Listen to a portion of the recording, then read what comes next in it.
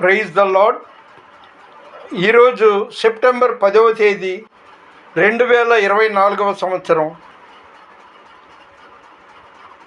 గడిచిన 10 రోజులు, సుమారు 10 రోజులు అల్లకల్లోలం అయిపోయింది రాష్ట్రం అంతా.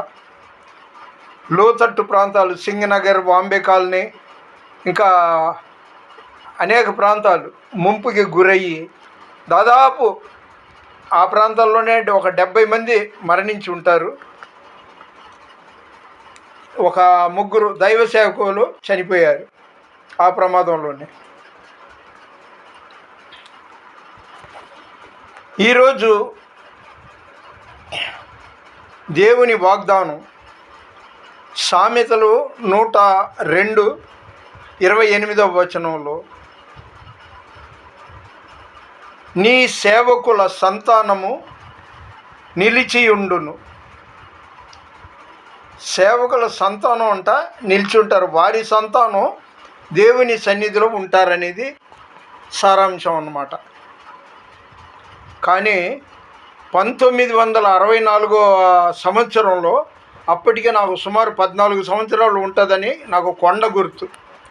అప్పట్లో ఇలాంటి భయంకరమైన వరదే కానీ, తుఫానే కానీ, జలప్రళయం కానీ వచ్చింది. అల్లకల్లోలం అయిపోయింది. అంటే నూనుగు మీసాల యువకుడు, 24 ఏళ్ల వయసు నాకు అప్పుడు. తలుచుకుంటేనే కంపరం ఎత్తిపోతుంది.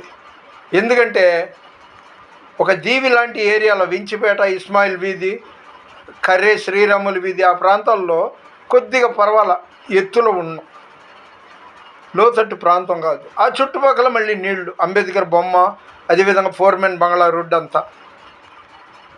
అయితే చంద్రబాబు నాయుడు గారిని ప్రత్యేకంగా ప్రశంసించాలి. ఆయన హెరిటేజ్ మిల్క్ ప్యాకెట్లు, తర్వాత మినరల్ వాటర్ బాటిల్స్, పులిహార కానీ, ఉప్మా కానీ అలాంటివి కూడా ట్రాక్టర్ల మీద అనేక ప్రాంతాల్లో జనాలకి పంపిణీ చేయించారు. ఇక నిన్న అనగా సెప్టెంబర్ 9వ తేదీ రేషన్ వ్యాన్ల ద్వారా మనిషి ఒక్కింటికి బియ్యం, కేజీ కందిపప్పు, పంచదార, నూనె ప్యాకెట్టు, ఉల్లిపాయలు. నిజంగా ఇది ఎంతో ఊరట కలిగించింది చాలామంది జనాలకి. అయితే సందిట్లో సడేమియా అన్నట్టు ఈ జనాలు, మధ్యతరగతి కుటుంబాల్లోని ఆడవాళ్ళు తీసుకున్న వాళ్ళే పదే వెళ్ళి, ఇప్పుడు ఉదాహరణకి 3 పాల ప్యాకెట్లు తీసుకున్న వాళ్ళు మళ్ళీ ఒక పావు గంటకు వచ్చి అవి తీసుకెళ్తున్నారు. సరే, ఇది ఇలా ఉంచి అంటే ముఖ్యమంత్రి చంద్రబాబు నాయుడు గారిది తప్పు కాదు, ఆయన మెచ్చుకుంటున్నా, సంతోషిస్తున్నా. అయితే కొంతమంది తీసుకున్న ఆడవాళ్ళు ఏం చేస్తున్నారంటే మళ్ళీ వెళ్ళి తీసుకుంటున్నారు. ఇంకొక విచిత్రమైన సంఘటన ఏంటంటే, ఆ ట్రాక్టర్ల మీద వచ్చి పంపిణీ చేస్తున్న ఆహార పొట్లాలు చద్ది పడిపోయి వాసన కొడుతుంది.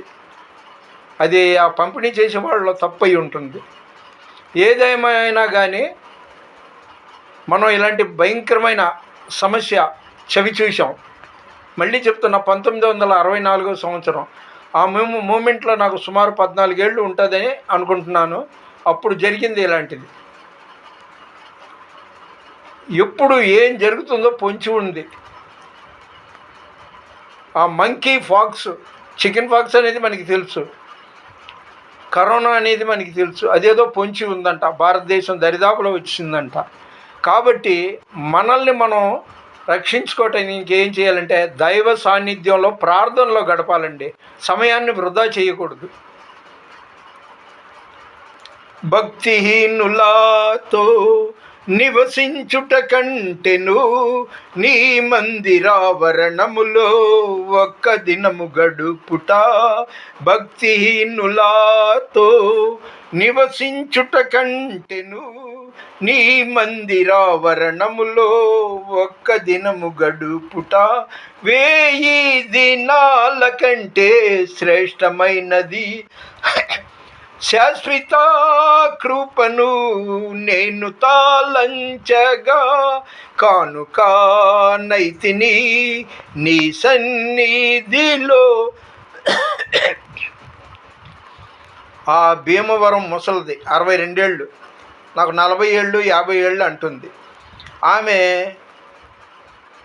స్త్రీల కోడికలకి వెళ్తుంటుంది కానీ ఆత్మానుసారంగా ఇదవ్వదు. ఆమెకి నా పరిధిలో నేను వాట్సాప్ ద్వారా కానీ ఫోన్ల ద్వారా కానీ హెచ్చరిస్తున్నా, రాకడ సమీపంగా ఉంది, కొద్దిసేపు అయినా ప్రార్థనలో ఉండు, నటించొద్దు. స్త్రీల కోడికల్లో నేను కూడా వెళ్ళి పాల్గొన్నానని అలాంటివి పెట్టుకో, మాకు మనస్ఫూర్తిగా చెయ్యి. నీ హృదయం దేవుని ఆలయమై ఉన్నదని నీ వెరుగవా? ఏదేమైనా చెప్పడమే నా ధర్మం. ఇక నేను అంతా కాకపోయినా ఎంతో పాటిస్తున్నాను. ఈరోజు అనగా సెప్టెంబర్ 10వ తారీఖు 2024 సంవత్సరం, పొడి వాతావరణం, ఎండ కాస్తుంది. దేవునికి స్తోత్రం.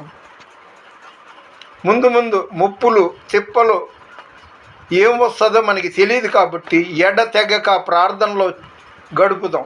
మీరు ఏ డినామినేషన్ అనేది కాదు, మనమంతా యేసయ్యను తలిచేవాళ్ళం, ఆరాధించేవాళ్ళం. మీ ప్రార్థనలో జ్ఞాపకం చేసుకోండి, అయ్యా రానున్న ముప్పుల నుండే మాకు విముక్తి కలిగించు, నీ సన్నిధిలో రోజు 1 గంట అయినా గడిపే అవకాశం మాకు ఇవ్వమని మీ ప్రార్థనలో జ్ఞాపకం చేసుకోండి. ప్రార్థన లేని ఇంటిలో దురాత్మ ప్రవేశించి అనారోగ్యాల పాలు చేస్తుంటాడు, ఏదో ఒక సమస్య పెడుతుంటాడు. కాబట్టి దేవుడు మనలో మన ఇంట్లో ఉండాలి అని, కాబట్టి ప్రార్థన మాత్రం మరవమాకండి.